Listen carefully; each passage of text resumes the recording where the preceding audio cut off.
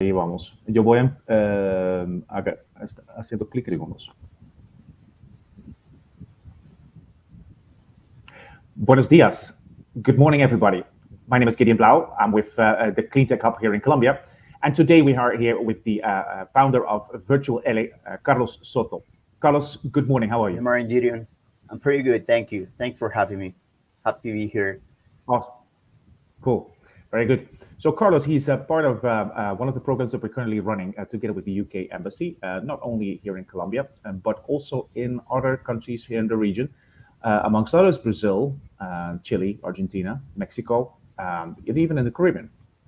So today we're talking with Carlos about his awesome clean tech venture, which is Virtualel. But before we dive into that, we first want to hear a little bit about the backstory of Carlos. So, Carlos, where did it actually all start? Where did you connect with this planet, and how did you get into sustainability? Yeah, sure. Yeah, actually, I started like during the university. So my background is in biotech. So biotechnology is a little bit off of what I'm doing now, but still, I had that passion for sustainability. That I started with renewable energy, more related to biofuels and that part of bioenergy. And I started the university getting involved in these type of topics, this type of entrepreneurship, and of course, I've liked entrepreneurship a lot. Also, I remember we were awarded by the Inter American Development Bank for and by the university for a project that we were running back then. It was related to sustainable growing of stevia. This stevia is a replacement for sugar. So yeah, it was pretty cool. That did I got more involved into the renewable energy sector. So I was more on the research side. So I wanted to migrate to more to the entrepreneurship side. So I started to work in entrepreneurship in business, doing different type of businesses in Asia and then in Europe.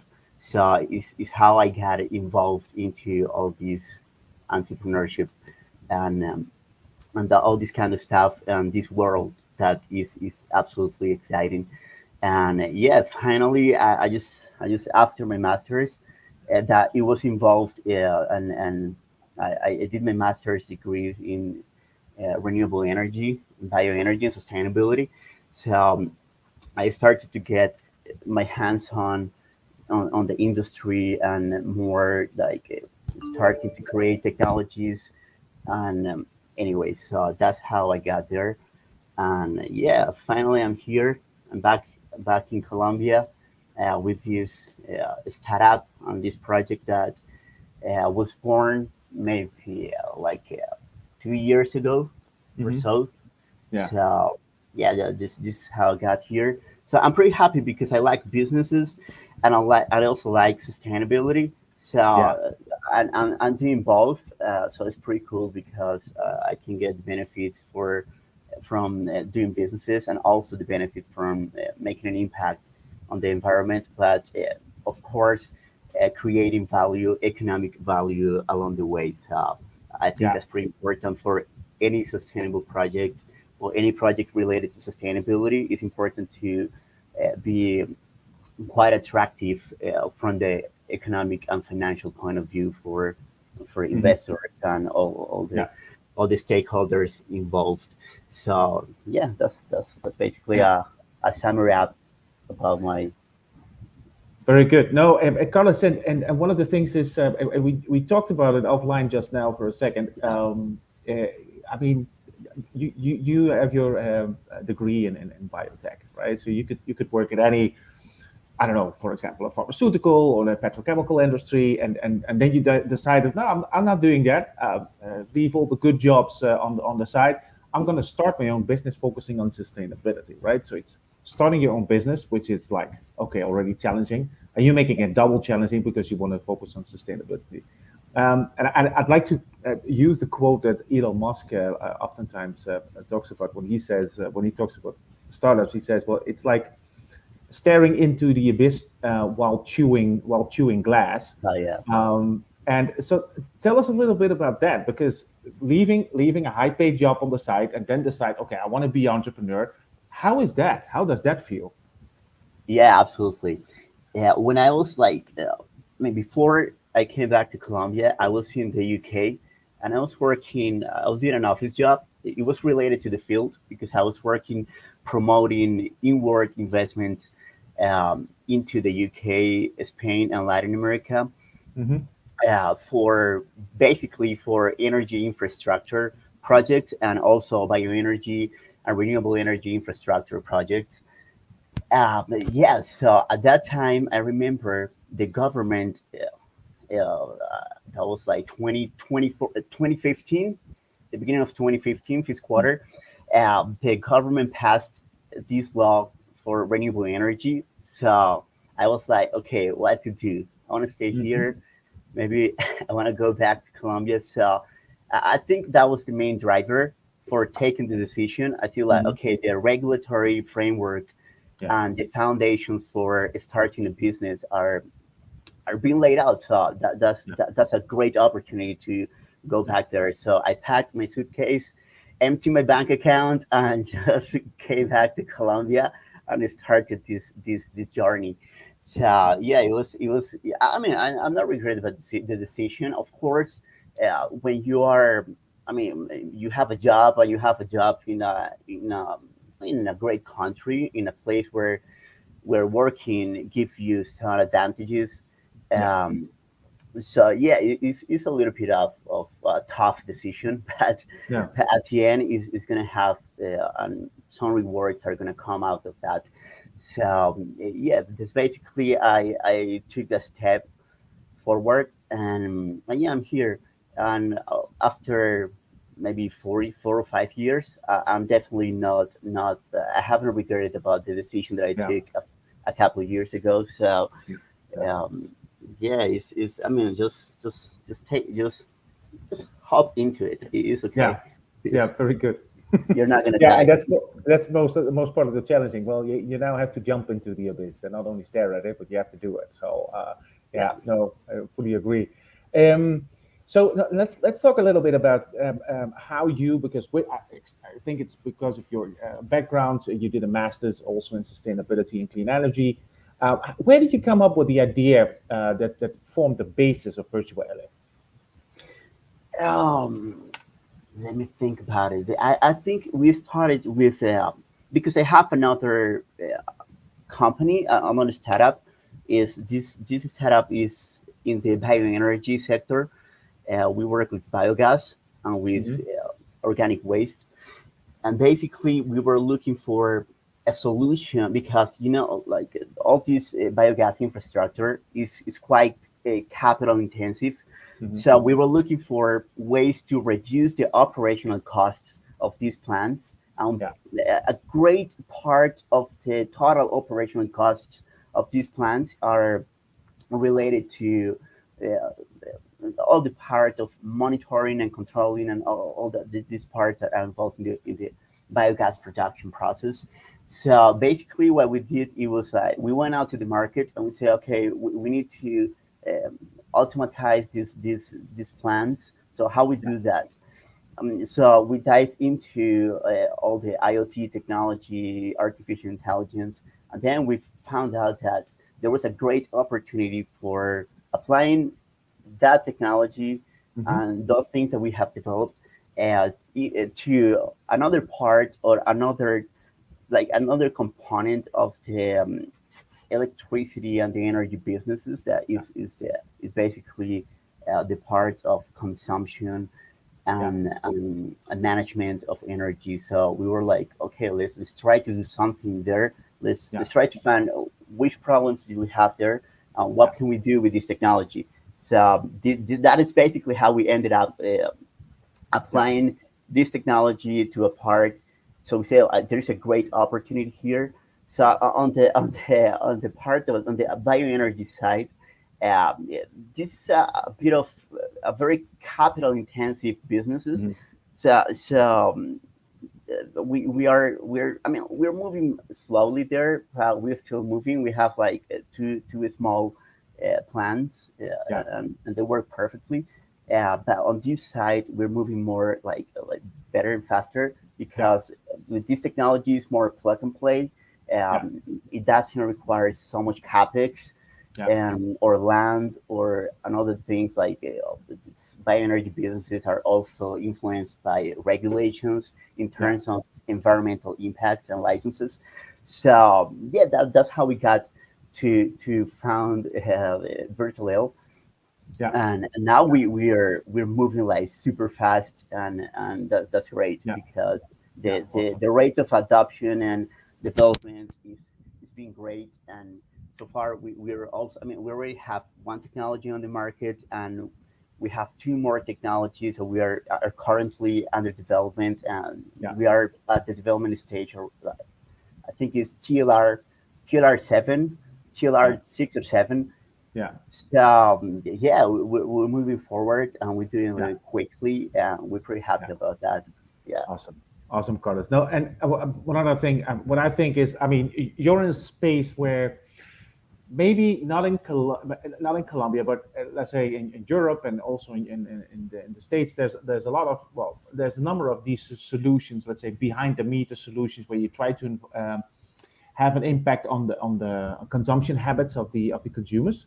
I mean, as far as I know, you're the only one that in Colombia that does the full hardware software stack, where you have a really a physical tangible device mm, which you use in order to do those measurements and give feedback, instant feedback to consumers. So tell us a little bit about this.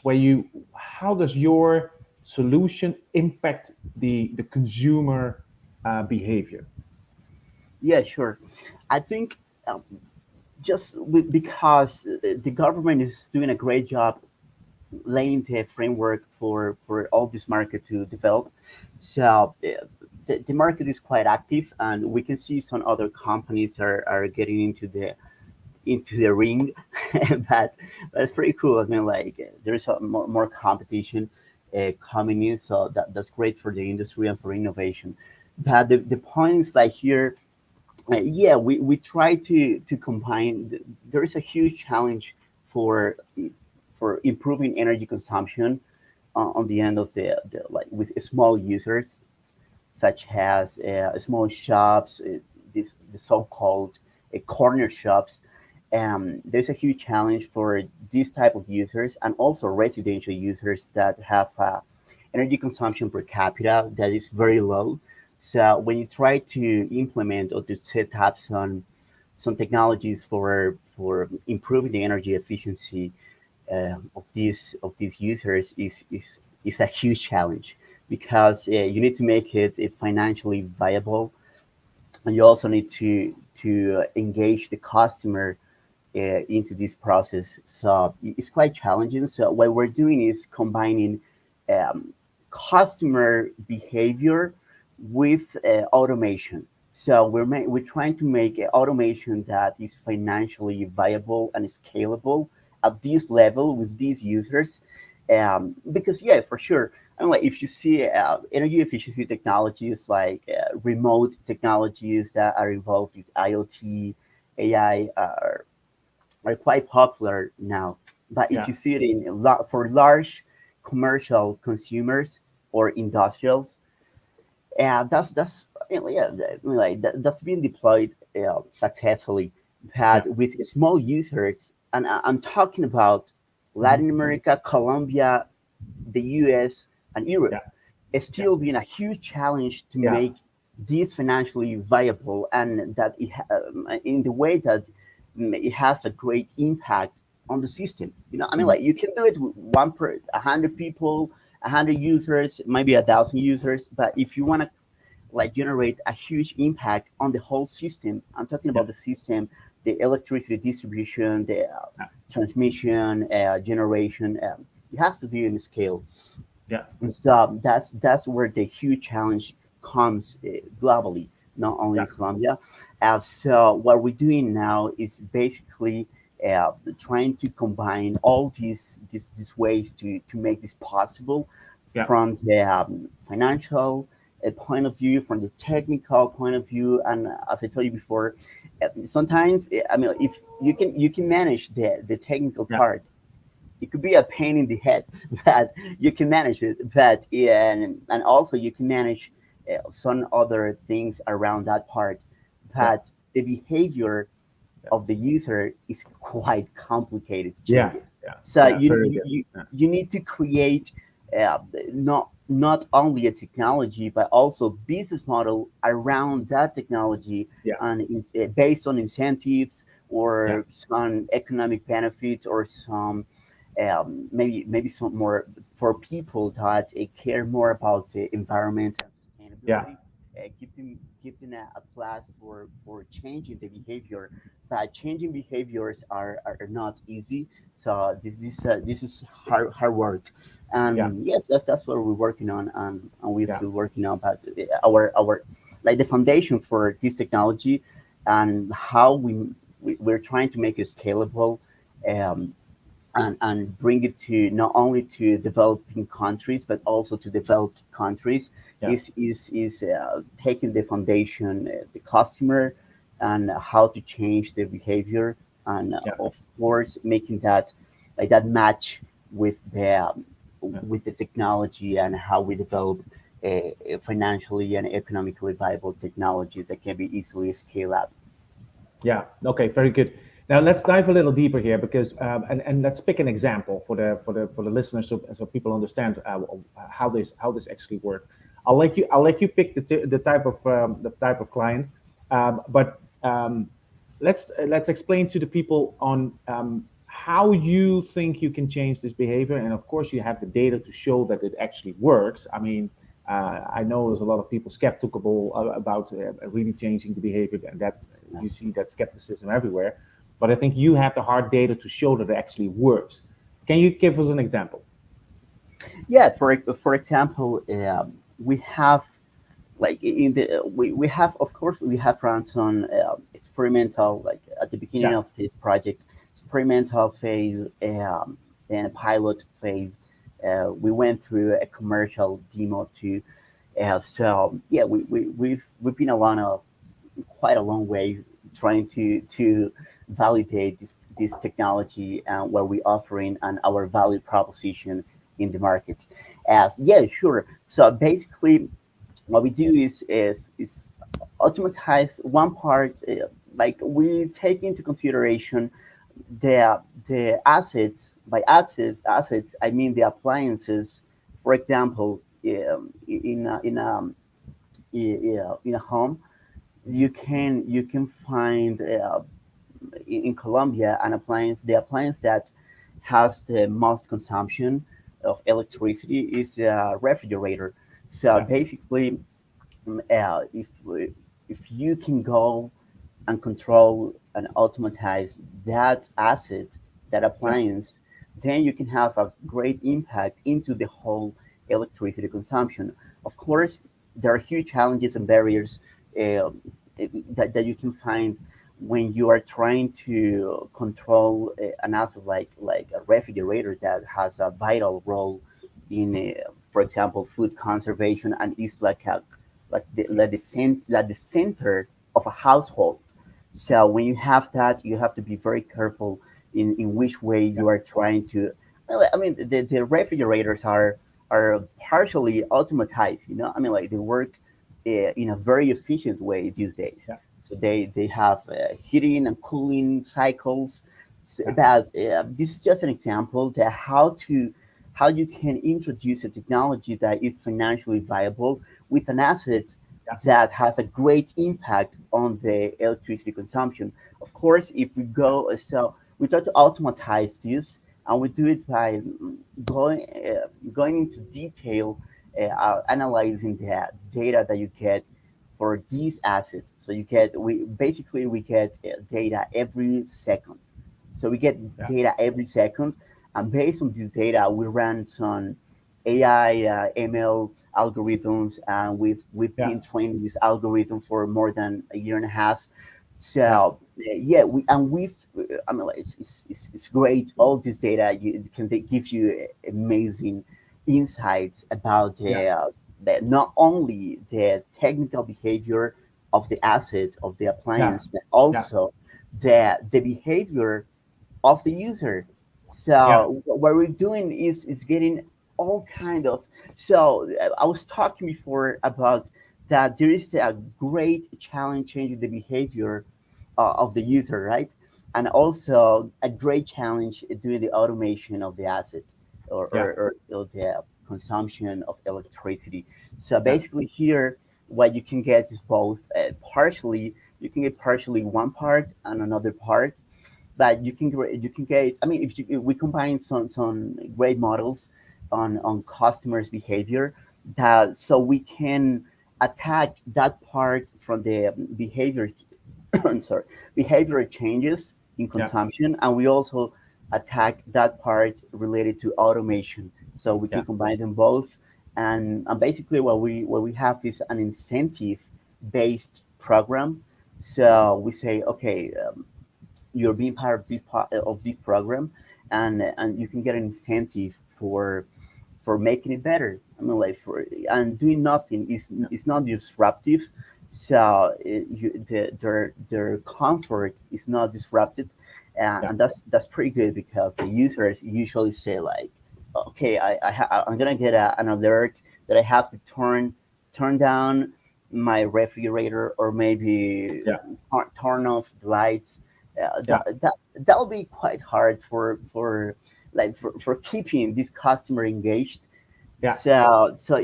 That's quite important. It's a big challenge, and that's the way that we're changing it. Like, okay, you don't have to do nothing. You just have to get your incentive and go and spend it however Yeah. you want. So Yeah. that's the main Yeah. goal, and that's how we're implementing it. And I just want to say one more thing to finish this Yeah. comment, and it's basically that here, I mean, like, here in Colombia, basically we have set it up the technology for, I mean, like, basically for Mhm. this asset, Yeah. that because energy consumption is linked to economic development, and also Yeah.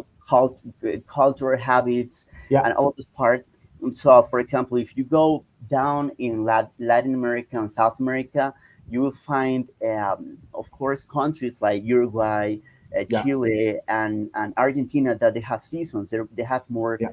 more a behavior pattern, more related to European Europe. Yeah. countries or North America. So they have winter, fall, autumn, and so of Yeah. course this changes the patterns of Yeah. consumption, energy consumption within these users. So there, you probably you wouldn't have to go targeting the refrigerator, but you will have to engage users with maybe heaters, Yeah. ACs, and that's what we're trying to do. We're trying to do Yeah. basically develop technologies that, of course, spin around the main goal, that is partial automation with behavioral changes in the Yeah. user. So we need to like scale Yeah. up gradually, and we need to think in the countries where we want to go, and their energy consumption patterns Yeah. and Very behaviors. interesting. Yeah, Yeah. sure. Cool. I mean, so you're making part the consumer of this process, and let's say most people, let's say, well, you have the, let's say, the B2C market, you have a B2B market. I assume you're also looking at B2B market, and I think I always find that very interesting. I see a lot of restaurants, small ones. I Yeah, see bakeries on every corner. I see. What else? Let's say the 24/7 little mhm, shops on every corner. They call them in Latin America. They call them yeah, the tenderos, right? yeah, And and all of them are working, let's say, 12 hours a day. yeah, Then go home. The only thing they switch off is the light, but everything else keeps on churning, like all the machines, etc. So there's such a waste of energy there happening at let's say at a small scale. But I mean, if you count all those bakeries and tenderos yeah, and restaurants together, I think you have millions of consumers that are wasting energy like yeah, crazy. So how do you? I mean, how do you really? Because I like the idea of incentivizing them, gamifying yeah. the process. So how do you get involved with them? How's this incentivizing process? Yeah, sure. I think in the case of the small entrepreneurs of tiendas, tenderos, we have a great opportunity because electricity costs, the share of electricity costs, the share of refrigeration equipment within their total Yeah, operational cost is related to these type of assets. So of course, so far what they have done is like I mean like they have to keep a balance between um, getting a product that is high quality for the user, for the yeah, consumer. For example, a soda, Coca-Cola, or I mean any type of soda that you keep in a refrigerator. So basically, they say like some of them. I mean like we've done some field work with them and getting some a lot of feedback. So basically, they say like okay, you know, if my electricity bill goes up, then the first thing that I do, I turn off the refrigerators. yeah, Yeah, sure. So to cut, that's the way they control the costs yeah, related to refrigerator energy consumption. So basically, they say like, okay, I just unplug it. That's yeah, simple. But in that sense, I'm affecting the quality of the product. So yeah, I mean, like, of course, we're here in Bogota, where there's not a lot of heat here. It's not very warm. It's chilly, but still, I mean, like some people want a cold beverage, a cold drink. So if you're not giving them, then you're losing a client, or just losing some credibility from the users or from the yeah, consumers. So yeah, basically that, and of course, when they all have some refrigerators that cannot be turned down because they just have maybe they have some yogurt or some hmm, dairy, yeah, or have, yeah, exactly, it's or have some meat in case of some shops. So there are some that they have to work 24/7. yeah, They cannot control that. So what we do there, we say like, okay, we engage these users in two ways. We help them to reduce their electricity bill, and at the same time, if they follow our guidelines in terms of how to automate all these processes. And of course, we also keep into account the way that they want to spend is like keep these refrigerators on, because some of them they say like, I don't need to leave these refrigerators 24/7. I just need to leave them on for 8 or 9 or 10 hours. yeah, So sure, if you can help me with that, that would be hmm, great. So yeah, we help them to reduce their energy bills, and at the same time, what we do is we give them an incentive in that can add value to their operations. yeah, So this is the two ways that we're tackling this problem, and then we're penetrating this market, offering this value proposition for these tenderos that play a really important role in Colombia's economy. That they're the one of the main distributors of consumer goods, yeah, and so they played a very important role. If I'm yeah. not mistaken, like around 40%, 40 to 45% of Wow, the yeah of the it's crazy.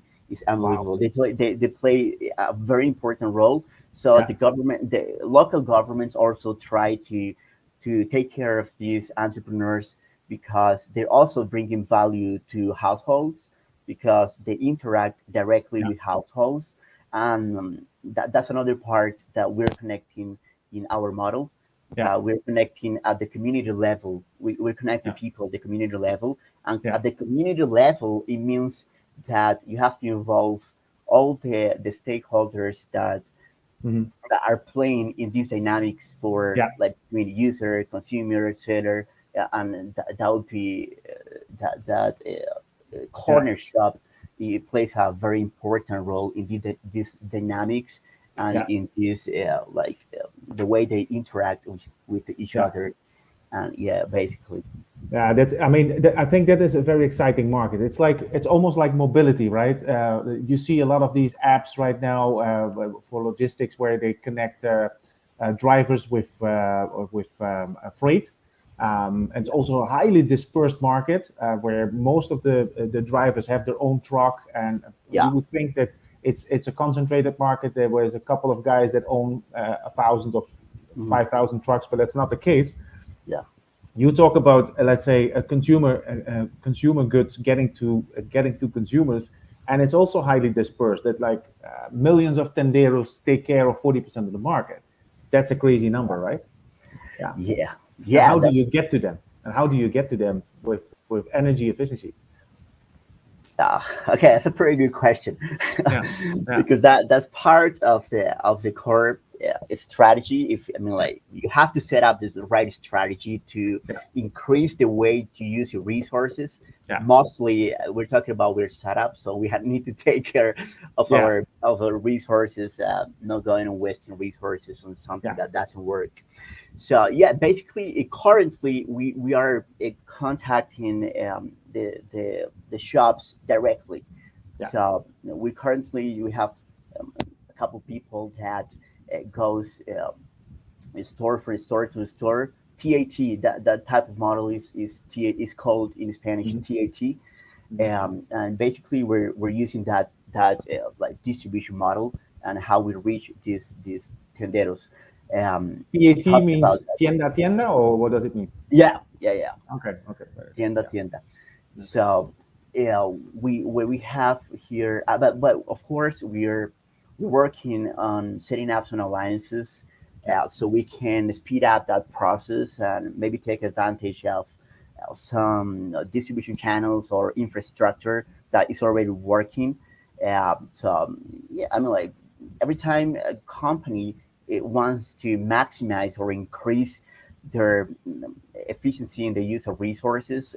By resources, I don't mean only cash or yeah, money, but also infrastructure. I think setting up mhm, alliances are a great way to extend that branch of the company.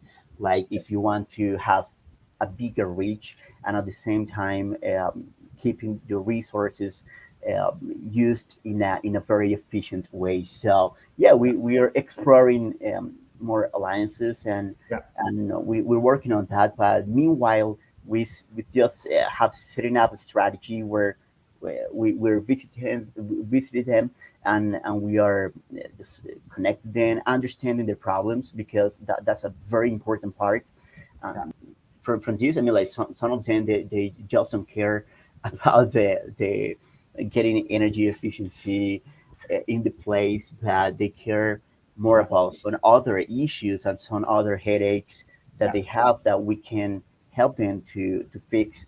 So yeah, sure, you have to understand the customer, and actually this type of customer is very complex, yeah, because they have like a very diverse mindset. So yeah, you have to know how to get into them, and just try sure, to talk them, yeah, to talk them, yeah, and try to change, or sometimes not trying to change the behavior, but yeah, trying to get a match yeah, in which they get a benefit, and we also get a benefit. It's a win-win-win-win situation yeah, for all the involved part. But yeah, I would like to mention something, Julian, and there's a great part of our model, of our business model, our technical model, and is the part that is related to how the electricity is distributed and is also consumed. So we've been talking about the user, that edge where the electricity and the energy is consumed, but this is absolutely, and it's tied to the part of where the electricity is distributed. That is the part that is the companies control the energy, the large energy companies. I Yeah. think I always talk to you like about the marriage, the Yeah. matrimony from these two stakeholders or these two Yeah. actors in the chain in the Yeah. industry. So we are that's a very important part of our technology, and in terms of our process of internationalization, that will be a huge part Yeah. of our technology and how we bring value to these companies. Because, for example, Yeah. just to give an example, it's not because we are in this competition to expand to the UK to the UK market. Yeah. But the UK market is one of the most developed markets in terms of liberalization, Yeah. and also at the level that they're trying to incorporate a huge, and they have a huge goals in terms of electrification, like EV integration, and now with the issues, I mean, like this day we have seen that uh, gas prices have gone to the roof. Yeah. So gas prices. So this is one of the main drivers for Europe and for the Yeah. UK to move into electrification of heating. Yeah. So basically, when of course they have very ambitious goals, but these very ambitious goals, it comes with a huge challenges in terms of infrastructure, and there in that space we Yeah. play a vital role. We play a Yeah. vital role because regardless of the country, if it's a developing country or a developed country, um, you still have a very inefficient infrastructure.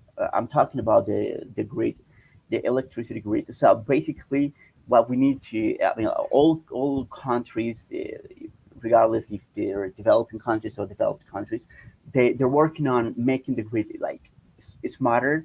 So Yeah. basically, we play an important role, and all our technologies and our efforts are directed to just trying to catalyze or maybe soften that transition that in terms of how to use the infrastructure that we already have in place in a very efficient and sustainable way.